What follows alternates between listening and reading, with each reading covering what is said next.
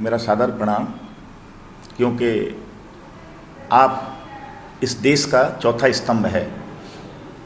अगर मीडिया कर्मी इस देश में ना हो, इलेक्ट्रॉनिक्स मीडिया और प्रिंट मीडिया इस देश में मजबूत ना हो, यह देश नहीं पूरा विश्व में कोई भी देश हो, जहाँ का मीडिया मजबूत होता है वो देश भी मजबूत होता है। क्योंकि सबसे ज़्यादा चेक एंड बैलेंस अगर कोई कर सकता है तो मीडिया वाला ही कर सकता है। अगर कोई गलती करता है तो उसको मीडिया वाला ही टोक सकता है। आपने मुझसे कहा कि आपका क्या विज़न है। मुझे मेरे संगठन ने 3 साल के लिए भारतीय जनता पार्टी का प्रदेश अध्यक्ष बनाया है। यह मेरा सौभाग्य है कि मेरे पास में बहुत अनुभवी नेता हैं, जैसे मेरे सांसद जिन्होंने भारतीय जनता पार्टी का यहाँ निर्माण किया, उनको भी 4 बार का एक लोकसभा का सांसद चुने जाने का अनुभव है। मेरा पूर्व अध्यक्ष भी है माननीय विष्णुपद राय जी, उसके बाद में श्री विशाल जौली जी 3 बार का हमारा प्रदेश का अध्यक्ष रह चुका है, और लगभग श्री अजय वैरागी जी का टर्म्स तो एक बोला जाएगा, लेकिन देखा जाए तो हमारे भारतीय जनता पार्टी के हिसाब से मात्र 3-4 महीना रह गए थे, नहीं तो उनका भी दूसरा टर्म्स लगभग पूरा हो रहा है।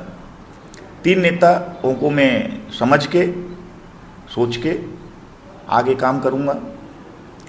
दूसरी बात, मेरा एक सौभाग्य और है कि केंद्र में भारतीय जनता पार्टी की सरकार है, और हम लोग केंद्र सरकार के अंदर में आते हैं तो हमारा प्रशासन भी सीधा गृह मंत्रालय से जुड़ा हुआ है। तो गृह मंत्रालय के जुड़े हुए न होने के नाते हमको बहुत कुछ अंडमान निकोबार के लिए अतिरिक्त सहायता मिल सकती है, और मैं सौभाग्यशाली हूँ। प्रशासन, सांसद और भारतीय जनता पार्टी तीनों मिलकर के इस अंडमान निकोबार के लिए कुछ विकास के कार्यों में गति लाएंगे। देखिए, कई लोगों ने मुझे पूछा आप क्या करेंगे। सही मायने में मैं बताना चाहता हूँ आपको भी आश्चर्य होगा कि मेरे को प्रदेश अध्यक्ष की नियुक्ति हुई है, तो मेरे हाथ में केवल संगठन को मजबूत करने के लिए कार्य दिया गया है। मैं भारतीय जनता पार्टी के संगठन को कैमल वे से लेकर के डिगलीपुर तक मुझे संगठन मजबूत करना है। जब किसी भी पार्टी का संगठन मजबूत होगा, जब हमारे बूथ से लेकर के प्रदेश के कार्यकर्ता जनता के बीच में एक सेवा भावना से रहेंगे, तो वह भारतीय जनता पार्टी के लिए बहुत अच्छा होगा। फिर चाहे वो पंचायत का चुनाव हो, चाहे वो काउंसलर का चुनाव हो, चाहे वो सांसद का चुनाव हो, उसका फायदा राजनीतिक दल को मिलता है। हमारे यहाँ पर अभी 3 समस्याएं मुख्य चल रही हैं। मैं स्पष्ट बोलूँगा। एक पानी की समस्या है कि अंडमान निकोबार में शायद देश में दूसरा नंबर है कि सबसे ज़्यादा बारिश होती है। जैसे ही बारिश बंद होती है हम लोग पानी के लिए तरसने लगते हैं। दूसरी समस्या है, आजकल थोड़ा हमारा पावर की भी समस्या आ रही है। तो ये 2 समस्या, और सड़क तो ATR इसका जो नेशनल हाईवे है, नेशनल हाईवे का काम अभी आप देखेंगे तो हमारा जो सांसद अभी चुने गए हैं विष्णुपद राय जी, इनके चुनने के बाद 1 साल के अंदर में नए काम दिए गए हैं, नए ठेकेदारों को ऑर्डर दिए गए हैं। तो बहुत ही, मैं प्रवास किया था अभी 1 महीना पहले मायाबंदर तक का, तो मैंने देखा जैसा हाईवे को बनाया जाता है, पहले कलवर्ट बनाइए, फिर रिटेनिंग वाल बनाइए जिससे कि मिट्टी स्लाइडिंग नहीं होना, जो एक टेक्निकल तरीका होता है, वो टेक्निकल तरीका से अभी नेशनल हाईवे का निर्माण हो रहा है। और मैं आपको विश्वास दिलाना चाहता हूँ, हमारा जो बारेटांग का ब्रिज है, इसका भी काम गति ले चुका है, और जल्द ही लगभग 2 साल में ये ब्रिज कंप्लीट हो जाना चाहिए। और लगभग 1 से 1.5 साल में हमारा नेशनल हाईवे कंप्लीट होना चाहिए।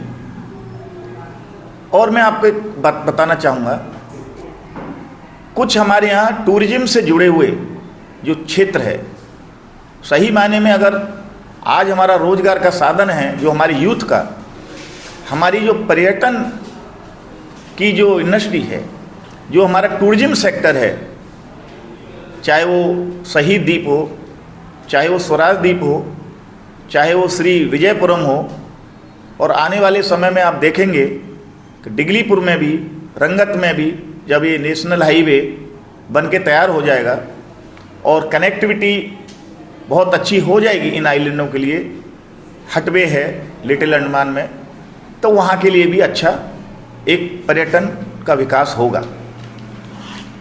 उसके बाद स्वास्थ्य के क्षेत्र में अभी हमारे सांसद जी कोशिश कर रहे हैं, और मैं आपको एक विश्वास दिलाना चाहता हूँ, क्योंकि देखिए किसी राजनीतिक दल के हाथ में कुछ नहीं होता। मैं कितना भी आवाज़ उठाऊं, मेरी आवाज़ एक लिमिटेड आवाज़ है, लेकिन जब एक सांसद की आवाज़ लोकसभा में उठती है तो उसका असर पूरा व्यवस्था पे पड़ता है। तो ये स्वास्थ्य वाला मैटर जो है, इसको भी हम लोग हेल्थ सेक्टर को लेके एक अपनी आवाज़ केंद्र सरकार तक पहुंचाएंगे, क्योंकि हमारे यहाँ अगर एक एम्स हॉस्पिटल, अगर यहाँ भी हमारी भारत सरकार हमारे आइलैंड के ऊपर कृपा कर दे, तो स्वास्थ्य के क्षेत्र में भी मेरा कुछ करने का विचार है। एक मेरा पर्सनल विचार है, पता नहीं मैं उसमें कहाँ तक कामयाब हो पाऊँगा। अगर मुझे द्वीपवासियों का समर्थन मिला तो मैं उस पर एक काम करना चाहता हूँ कि हमारे यहाँ के जो युवा है, उनके पास में कोई मनोरंजन का साधन या कोई स्पोर्ट्स एक्टिविटीज़ इस तरह का कोई अवसर नहीं होने से उनको एक भटकने के चांसेज होते हैं।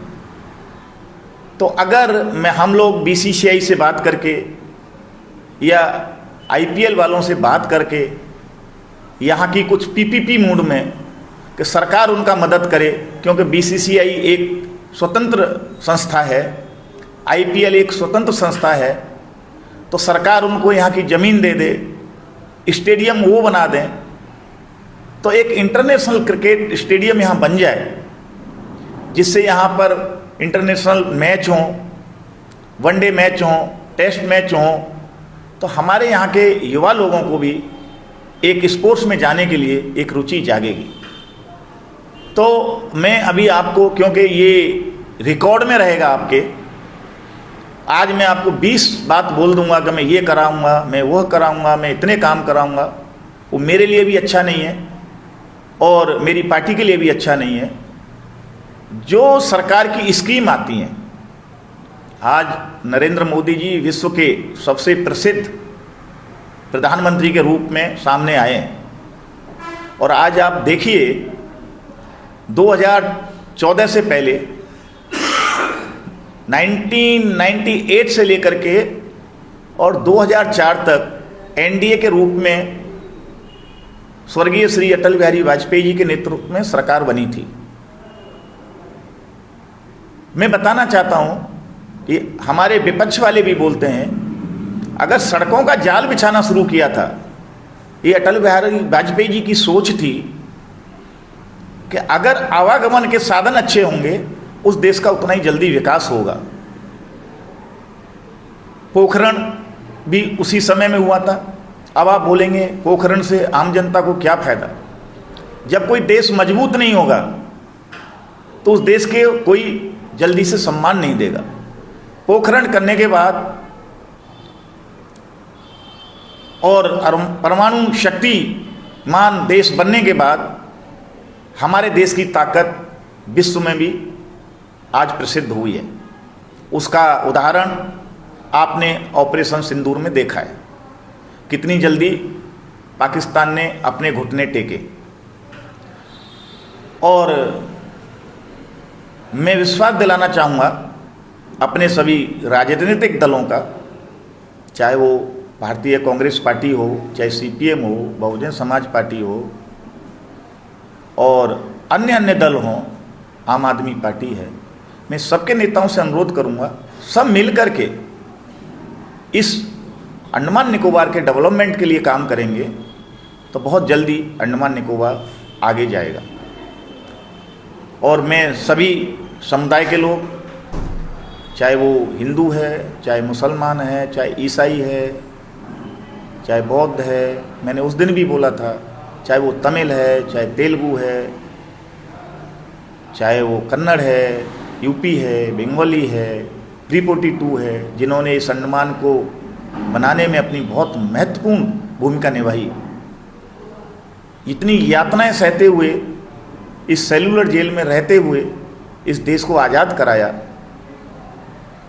और आज अगर शायद वो नहीं होते, अगर सब निश्चय कर लेते कि हम लोग को मुख्य भूमि वापस जाना है, तो शायद अंडमान निकोबार में आज आम जनता नहीं होती। दूसरा, सेटलर्स लोग हैं, वह भी आए तो उन्होंने भी यहाँ पर बहुत कठिन परिश्रम किया। उनको जंगलों में जो ज़मीन दी गई थी, उनको सफाई करने में, काटने में, बनाने में, किसी को सांप काटा, किसी को बिच्छू काटा, किसी को कनखजूरा काटा। उन्होंने भी बहुत मेहनत करके इस द्वीपों को आगे बढ़ाने में अपनी भूमिका निभाई है। और मैं जो मुख्य भूमि से 10 ईयर्स कैटेगरी में लोग आते हैं, उनका भी योगदान मैं नहीं भूलूंगा, क्योंकि सब भारतवासी हैं। हमारे अंदर में यह नहीं होना चाहिए कि ये मेनलैंडर है, ये आइलैंडर है, ये तमिल है, ये तेलुगु है, ये गुजराती है, ये उड़िया है। सब हम अंडमान निकोबार में एक मिनी भारत देखते हैं, और उस मिनी भारत को एकजुट रखने के लिए मैं अपनी कोशिश बराबर करता रहूँगा। और मैं as a Bharatiya Janata party का प्रदेश अध्यक्ष सब मीडिया कर्मियों को बताना चाहता हूँ, मैं न किसी द्वीपवासी का, न अपने पार्टी के कार्यकर्ताओं का, न मीडिया कर्मियों का ऐसा कुछ काम ईश्वर से प्रार्थना करूँगा मुझसे ना हो कि हमारे आइलैंडर को उसको शर्मिंदगी का सामना करना पड़े। इतना ही मेरा लक्ष्य है अभी। और क्योंकि मैं एक आपको हंसते हुए एक बात बताना चाहता हूँ कि भारतीय जनता पार्टी ने मुझे लगभग 10 साल भारतीय जनता पार्टी का प्रवक्ता नियुक्त किया, जो कि 2005 से लेकर के और 2015 से 16 तक मैं भारतीय जनता पार्टी का 17 तक प्रवक्ता रहा हूँ। तो मुझे पता है कि हमारा प्रिंट मीडिया और हमारा इलेक्ट्रॉनिक्स मीडिया कितना किसी क्षेत्र के लिए विकास के कार्यों में एक सचेत करता है। और मैं आपसे भी वादा करता हूँ, अपने बाकी चैनल वालों से भी वादा करता हूँ, आपसे भी मैं बीच बीच में पार्टी कार्यालय में किसी दूसरी जगहों पर मिल करके एक अंडमान निकोबार को कैसे आगे बढ़ाया जाए, उसके लिए मैं आपसे बात करता रहूँगा। तो मुझे अभी 4 दिन हुए हैं भारतीय जनता पार्टी का प्रदेश अध्यक्ष बन के, तो अभी मेरे पास में कोई बहुत बड़ी योजना मैंने अभी बनाई नहीं है। इसके बाद जब हम और आप मिलेंगे तो आगे के विषय में हम आपसे बात करेंगे। आपके लिए बहुत बहुत धन्यवाद।